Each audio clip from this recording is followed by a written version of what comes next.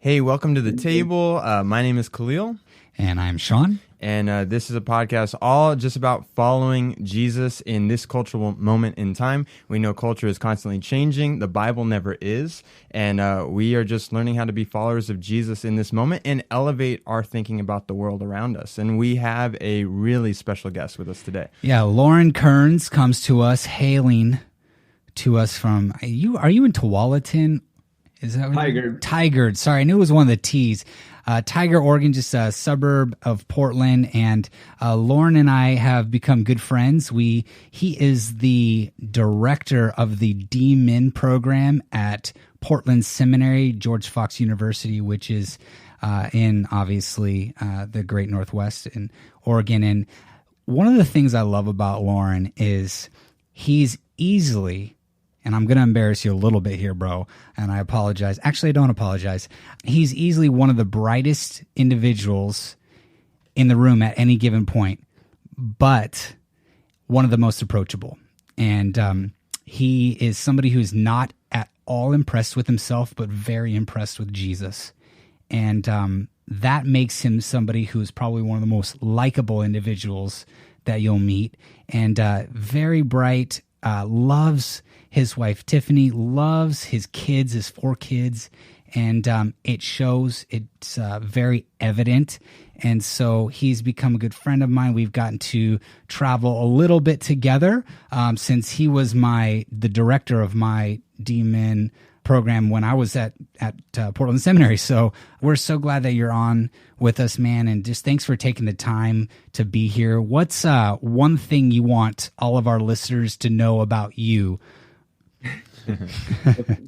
Thanks for all those kind words, Sean. Yeah, bro. Yeah, it's been really fun and a joy to have you study with us. It was so much fun. I have so many positive memories, not only hanging out on Len's back deck, but also in Berlin. That experience. We won't go into that here, but that was an experience. It was amazing. That's true. Yeah. So, fun fact for me. I'll just say one fun fact. I grew up in a ranch. So, and maybe you described me as approachable. Maybe that's it. Kind of blue collar root, stuff of the earth kind of roots. A ranch in Eastern Oregon. I mean, a proper ranch with 1,000 head of cattle and 5,000 acres and all of that. Wow. Probably near death experiences of the horse 3-4 times. So yeah. So I'm ranching roots. I live in Portland now, so I have red state roots, and I live in a blue space now, and I know I kind of get both worlds. Yeah. Definitely. It's awesome. This is awesome.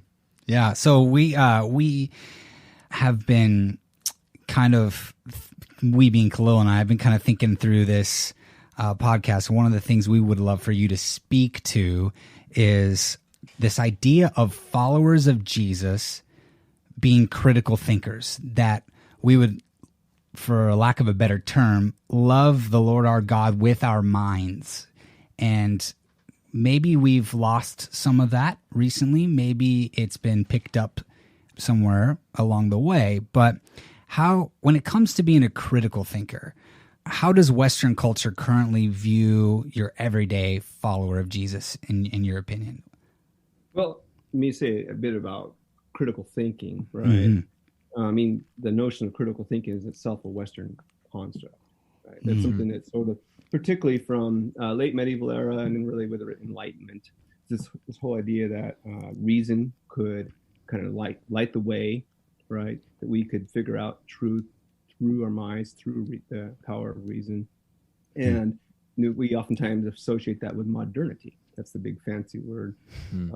Post-modernity has increasingly, which we're increasingly in that kind of a space culturally in the Western cultures, kind of pushes back on the notion of the supremacy of reason and of the critical mind even. So, you see this shift away from what is a fact. Are facts real? Your truth is your truth, my truth is my truth. So truth becomes much more preferential or aesthetic, if you will. So even the notion of so in one sense, the critical thinking is itself kind of a Western construct, and it's on it even within the West that's now under attack. But so what do we mean by critical thinking? in the modern sense. It's this idea that with reason we would challenge, view an idea or a claim from multiple perspectives. That we would challenge assumptions, unearth them, name them, that sort of thing. That we would be a bit distrustful of our own claims, and we would look for sources that are rooted in proper authority. And of course, that in the ancient, medieval era would have been the church, and in the more modern era, it's increasingly moved towards either like philosophical truths, so you think of Kant, or science, right? Yeah. And so that's a methodology that gets at certain truths, at least not some truths it can't get at, say history, but it can get at other things like, what's an atom, right? Right. So with that kind of in mind, how are we doing? And then you're asking now, what about the churches, right? Well, I don't know if the church has ever been particularly good at that. I'm not sure we're better or worse than 4 decades ago or 100 years ago or 300 years ago. The Reformation era, which would have been like the 1500s, 1600s, what we call the reformers. These are church leaders from that era. And both on the Protestant and Catholic sides, by the way, this wasn't, both really exalted the use of the mind, and but they still trusted in the authority of Scripture and the tradition, and in the Catholic side, in addition to that, tradition and the Pope, right, or papal authority. So there's this notion of authority, and reason served that authority. But they argued. I mean, go back and read, say, Calvin or Luther or Butzer or whoever. They argued in minute detail over the meaning of Paul's, what he means by grace in Romans 5 or whatever. They would go way deep, and they would draw upon resources. So, in a sense, the churches have used critical faculties. They would challenge one another, and that continues to this day. But you also had a lot of crazy through the years too. I mean, in that same era, looking just to contrast it with now, you had these apocalyptic movements that were making all kinds of claims about the end of times. This is 15th century, 16th century eras, and we had. I think it got really crazy sometimes. We're talking, it's the stuff that would make Waco, Texas look, sane, if you will. So, I would say, how are the churches doing now? It runs the gamut. Mm-hmm. And the other thing is, when we talk about the churches, again, Loren, with my caveats, which churches, right? Because the Christian churches are, the Christian faith is huge. I mean, there's hundreds of millions, arguably billions of people who would claim to be Jesus followers at some level. I mean, I know sometimes they're what we call nominal, meaning in name only. But even people who are really serious about it, tens or hundreds of millions, maybe even just still north of a billion. Well, so which ones around the world and which places? Right. So, I don't know that we're further along, better or worse than 300 years ago or 100 years ago, really. I can find crazy today, but I could find crazy from the 16th century too. That's true. You mentioned some theologians and reformers, and so throughout history we've seen some really high caliber thinking from people of the Christian faith.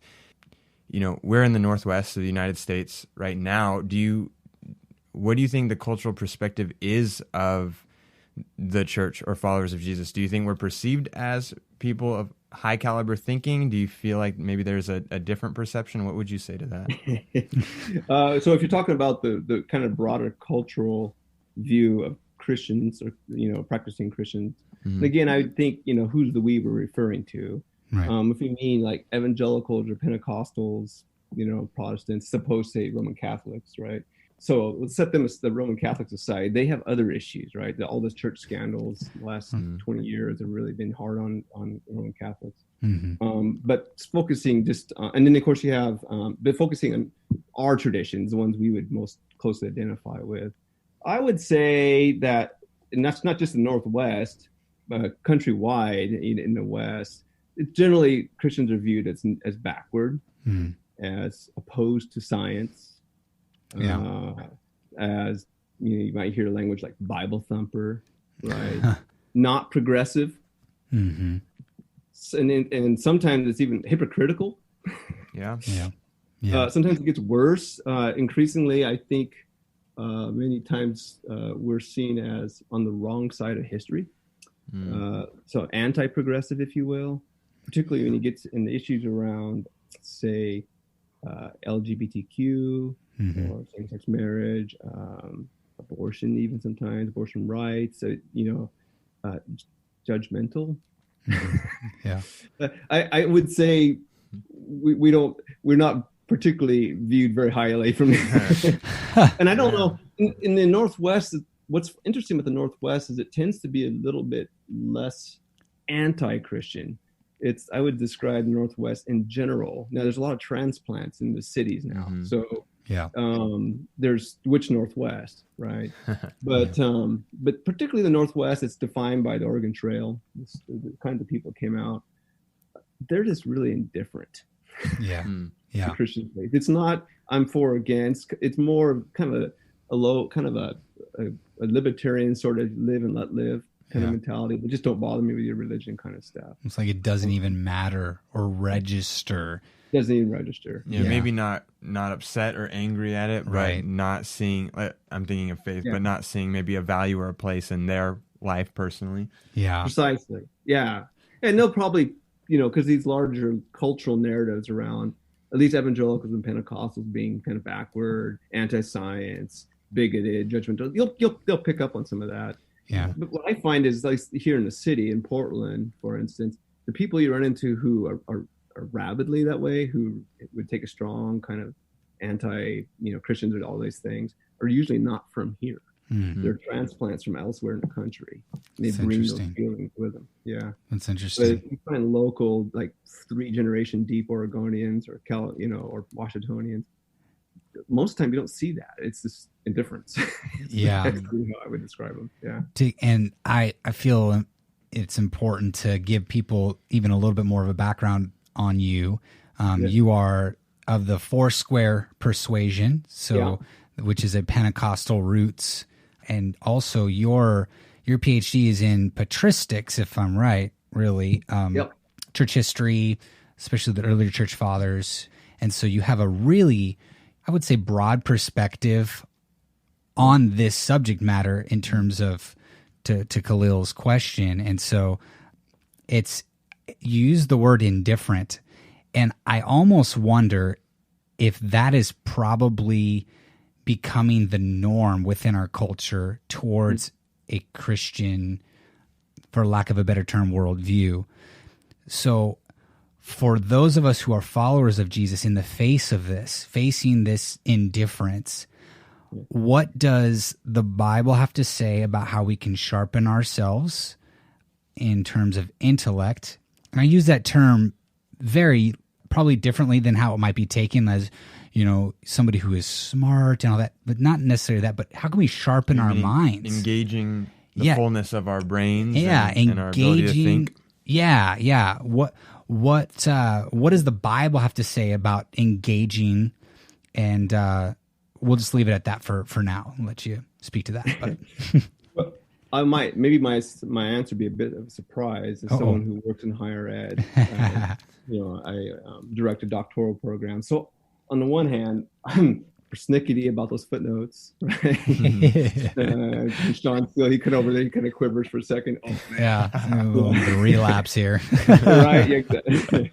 But I think the first thing I would say is to be a little bit suspicious. And I don't mean that anti-intellectually. So sometimes people are like, well, there's this whole trend. Well, and some of it's true.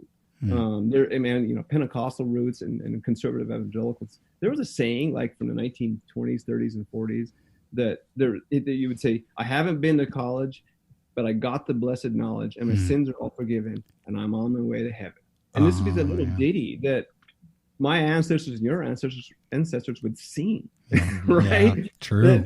So, sometimes those on the outside would say, wow, they're anti-intellectual. Well, there is this anti-intellectual kind of strain or thread that runs through our traditions, Yeah. Our communities. And so what I mean by it is not that. Good. So the first thing is to remember that, if you go back and look at our story, our narrative, right? Mm-hmm. The story of the fall, Mm-hmm. Genesis 3. The serpent, you look at how it was described in Genesis 3, the serpent, which is metaphorical, was described as crafty. And his appeal was to the mind from the outset. It says, to the woman that they would know good and evil, and they would be like God. It was a total appeal to the mind, to the intellect, if you will, and they bit it, right? Hook, line, and sinker. Mm-hmm. And it said, the woman saw that the fruit was good for gaining wisdom. And when they took it, they did. Yeah. And what did they see? They're naked. And in the process, they were deceived. And so it's interesting. So you say, the first thing is the Bible says the mind doesn't necessarily get us to God. It can, in fact, it's a great pathway, a doorway for deception, for actually leading us away from God, right? So in the story of the serpent, and so we're going to keep that in mind. On the other side of it, there's a whole tradition, we call it in the Bible the wisdom literature, right? So books like Proverbs, Ecclesiastes, plus other places. But the wisdom literature is kind of the opposite side. It's the whole message over and over again throughout that literature is gain wisdom. Yeah. Right. Listen to me, my son or daughter. Right. There's this whole idea of gaining wisdom, and of course, what's wisdom? It's learning how to discern what's the right time for things. So you have the famous passage. Who was it that did there's a season? Was it Kansas or what band was it that had that song? There's a season. Turn. Was it Boston? I just know there's a section of time where all kinds of bands were named after cities and states. So it's a 70s song. They took Ecclesiastes 3 and made it into this great. It's a really great kind of classic song. Anyway, that we'll link it in the show notes. But it was this whole, it talks about there's this time to be born, time to die, the time to tear down, the time to build up. Wisdom is knowing when to do what, because you're supposed to do both. Sometimes you got to tear things down. Yeah. Sometimes you build up. When? That's what wisdom is knowing when. And there's this strong theme that runs the Bible around that. Yeah. So, right, and then you get to like, St. Paul. He talks about, but I think for instance, in the First Corinthians, his correspondence with the Corinthians, he talks about how he said this really famous passage. He said, "The wisdom of God." See here, where is it? So Jesus Christ became for us wisdom from God. Right. And he talks about how that for the Jews, they wanted signs, right? And the Greeks wanted knowledge, right? And he preaches Christ crucified. And it was offensive both to the Jews and to the Greeks, right? And the Greeks would appeal to reason, notes, because, and so the kind of wisdom, God's wisdom looks like foolishness oftentimes to the world. So there's this whole theme of God turns things upside down. The God view of things turns upside down so much of what we call wisdom and knowledge, So there's, what am I saying? There's this whole theme that runs through the Bible. It's a little bit suspicious of the mind. Word. It's not anti-intellect. Right.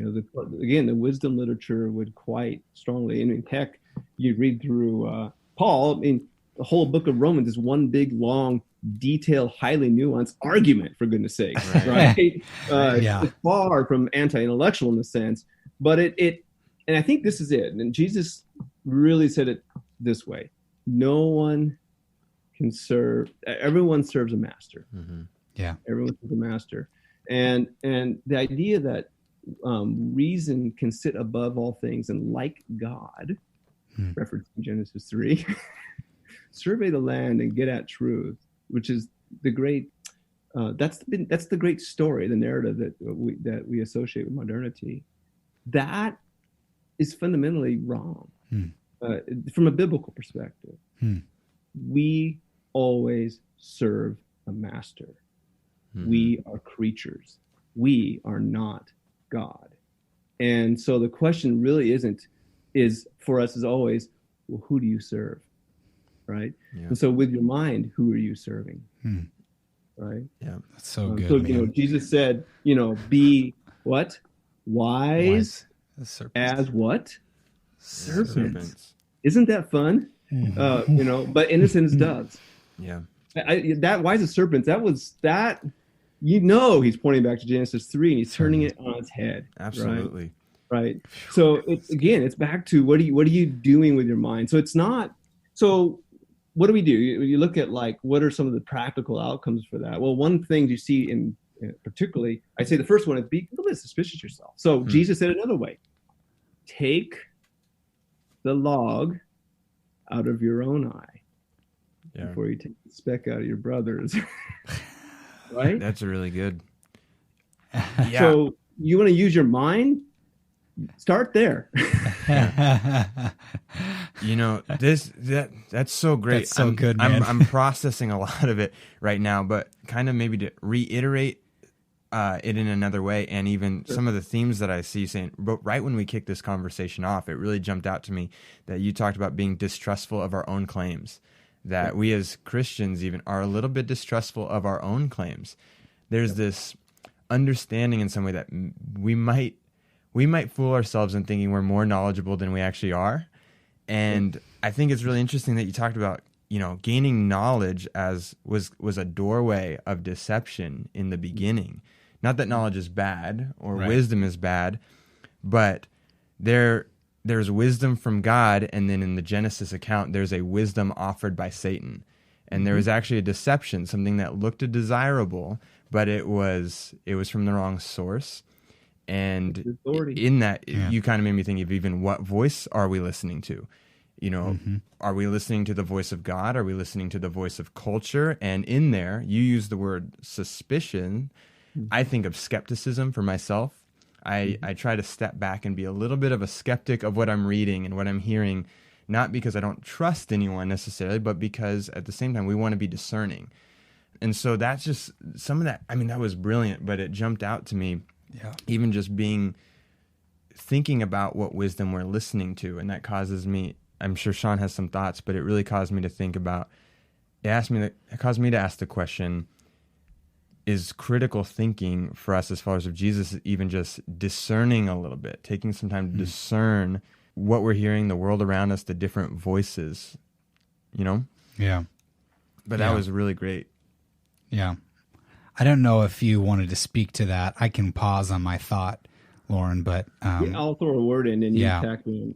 Sure. Another way of putting it is, the question is, we all live within narratives. Humans, we're meaning makers. That's what we do. Mm-hmm. I don't care what religion you are or not at all. We always, constantly making up meaning. So this is, we talk about stereotyping and so forth. That's what we do every day, like 100 times a day at least, because that's how our minds work. Social psychologically, we can't help ourselves but make meaning. The question is, who's the author? Mm-hmm. Whose story are you occupying? And so it's like, back to the wisdom piece, right? You have the two serpents. You have the serpent who deceived, and then you have Jesus saying, being wise is the serpent, right? Which is a serpent from above, right? The one that's innocent as dove. So the wisdom that comes down from heaven, I think St. James put it, right? So there's two wisdoms. Which wisdom? Who's the author, right? It's always back to, we always serve a master. We won't. So one of the great fallacies, the falsehoods of what we call modernity, the last couple hundred years, it's really gripped the West. Now, in a weird way, postmodernism is freeing us up from all of that. Thank you. Is this whole idea that we actually can stand above? that we get to be the authors of our own lives. Yeah.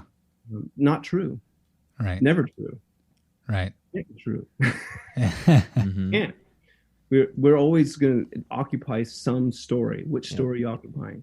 That's so good. I'm going to steal that all day. We are meaning makers. Meaning makers. And it's like a Tower of Babel regurgitated over and over and over and over again, in one sense. And you're causing me to see that image of the serpent is really interesting. I may be seeing it a little different, but the serpent deceived in the beginning, and being as discerning as serpents allows us to anticipate and even perceive that deception, right? We see what is being offered and we recognize it for what it is. Jesus told us, be crafty. Yeah. Just like that serpent. Yeah. Yeah. I mean, but here's the thing, and I think this is what I keep coming back to. So, what's your question? Well, I'll be honest with you, one of the things personally, I find just kind of offensive or off-putting, maybe offensive is too strong, but is an arrogant Christian. Yeah. A know-it-all. Yeah. We, again, take the plank out of your own eye. So if you want to be skeptical, start being skeptical about your own claim. Mm-hmm. About your, it's not that we don't have faith. So it's about humility. Right. Acknowledging that I don't see from God's position. I see from mine. It's a perspective. And there's a lot of them out there on whatever topic, including the Bible. Yeah. And so just being a little bit humble about that and acknowledging your sources, because we all have sources. We all learn things from others, and to give credit, to honor those who've shaped us and formed us, but also to recognize that person shaped me, not somebody else. And if I were born in a different place and time, I would have been shaped by somebody else. So just recognizing our placedness, in a particular moment in time in history, we're just creatures. And so the thing you hear over and over again, I think in the wisdom literature in particular, is be quick to listen. Mm-hmm. Yeah. Ask questions, be curious, be quick to challenge your own assumptions about things, or be open to being challenged by your own assumptions. So someone comes to you, you have an argument or in a discussion, and someone challenges an assumption you're making. That's a gift. But our tendency is to want to defend. I mean, this isn't just Christians. This is human. Yeah. We're just humans, is we want to defend ourselves. So it's a real discipline. It's a real spiritual discipline to be able to listen and to hold judgment and to be challenged. That's hard to do. Yeah. Dude, I don't want to skirt past that, because so I want to reiterate it. When somebody challenges you, that is a gift. Mm-hmm. In our culture, where we tend to say, if somebody disagrees or challenges me, I've stepped into an unsafe situation. Well, instead of a gift, we see a challenge as a disgrace. As a disgrace, or as an offense, or it's an offense. It's not valuing us for who we are. Or it's something more. It's more personal than it probably should be. It isn't. It's detrimental to my mental health, to my well-being. I think I might. And if you don't have anything else to add to that, that's fine. But I almost want you to kind of unpack that just a little bit more, that when somebody disagrees with me or sees something differently, it's not necessarily a personal attack or being disagreeable, but it's actually a gift. Yeah. Maybe unpack that a little bit more, and how we can, as followers of Jesus, this is a 16-year-old who's going to tune into these, to the young adult, to the 40-year-old stay-at-home mom, to the guy who goes to work and swings a hammer for 60 hours a week.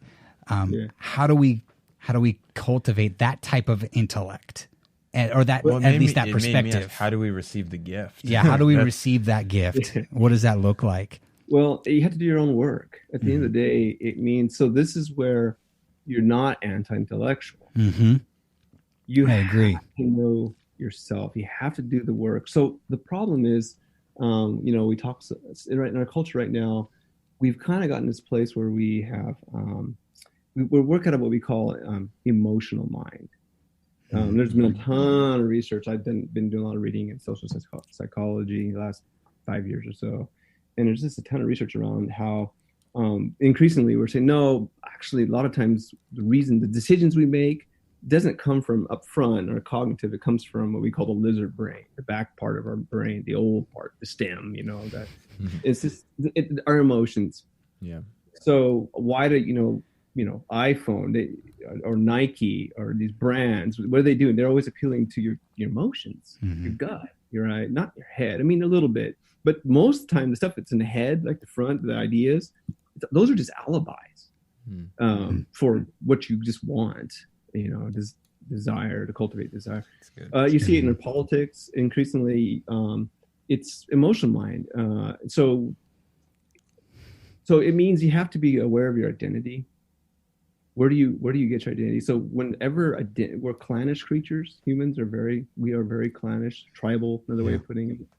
And we do this. We do in-group, out-group all the time. And again, in a sense, this is not Christian. It's human. And so being self-aware of that, like, if it's right now, increasingly politics have become kind of elevated in some ways. And as Christian faith recedes into the background as a cultural force and norm, it's being replaced by political tribalism. Yeah, true. You see more and more of that. And that becomes an identity thing. So then everything gets run through this identity. And so a lot of times when we get challenged, right, we in fact feel threatened.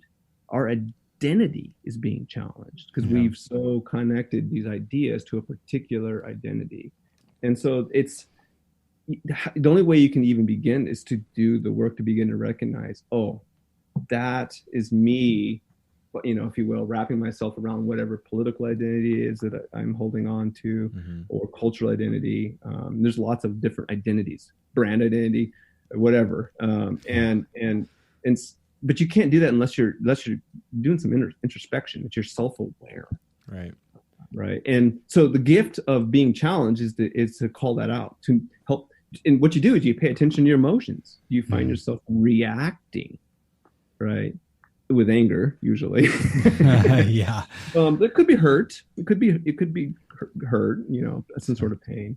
But and that's usually an indicator that this isn't just something that's in the head. It's not just out there. No, it's something that's near my heart. It's near who I see myself, my identity.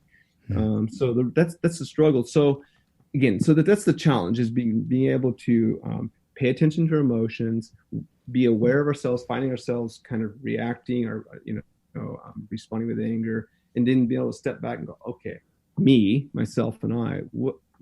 Again, back to the plank. Okay, what's it about me that can't hear this? Right? Why? What's the identity marker here that's being challenged?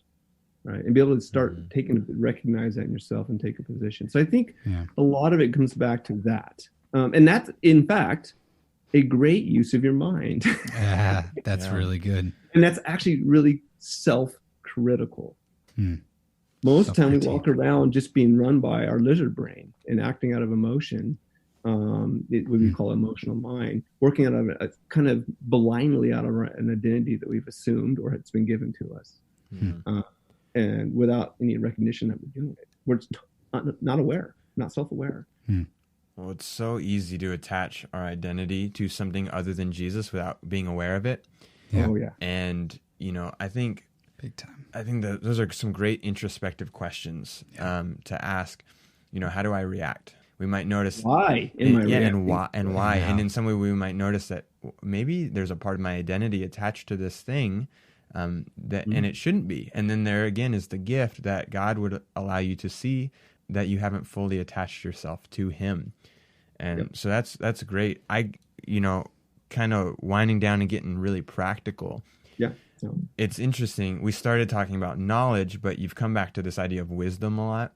And so it caused me to simply ask, as the everyday follower of Jesus, how do we elevate our wisdom, or how do we grow in godly wisdom? What's a great place to start, or how do we make that an actual daily or weekly habit as part of our lives for the rest of our lives.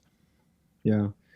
Well, one thing I would say is get a lot of voices around you. What we tend to want to do, and we're in this moment, and I think it has to do culturally, it has to do with just the kind of the chaos of our times, rapid change, globalization. Now we throw in COVID, and economic threat that brings, which is really scary for a lot of people. And for some people, it's more than scary. They're feeling it. Right. And then, of course, for some, death and family pain and so forth. So all this, we actually kind of double down on identity markers. And then we want to only hear what preaches to the choir. So one of the first things I would do is get in your life voices that aren't a part of your normal circle. So, if it's news, at least listen to one or two alternative perspectives. Make yourself, and you watch yourself. If doesn't matter. Let's say you're a CNN person. Okay, listen to Fox, and just watch how you react to it. You're gonna just watch yourself. That's so and good. Or vice versa. It doesn't matter, right? Yeah. We're just talking political tribalism, and these news outlets have become part of this political thing, right?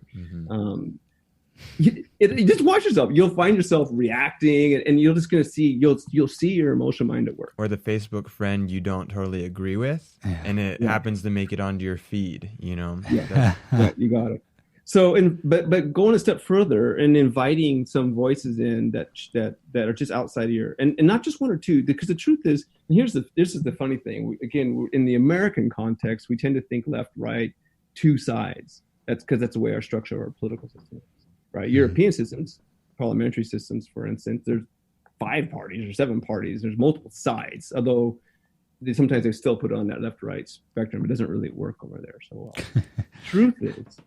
The truth is, on anything that really matters, let's, practical question, should we be putting this highway through this area here, or should we be expanding some, this park here, or Well, the truth is, on every question, there's like 14 sides.